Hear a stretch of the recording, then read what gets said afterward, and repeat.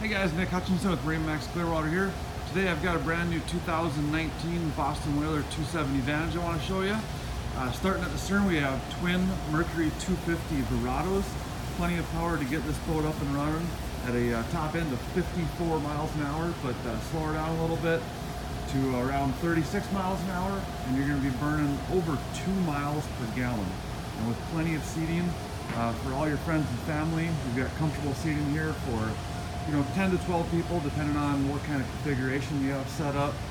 This is a dual console boat, so set up great for getting out to the beach with everybody, but also pulling bolsters all around for fishing.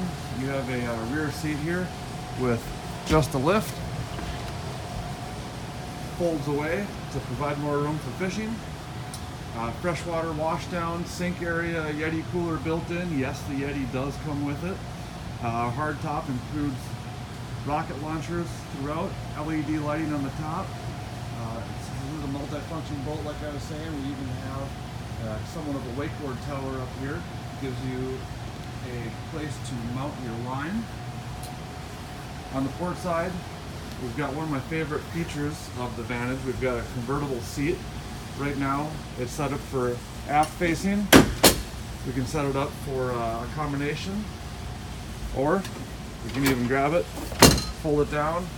Now we have a nice big sun lounger for aft facing.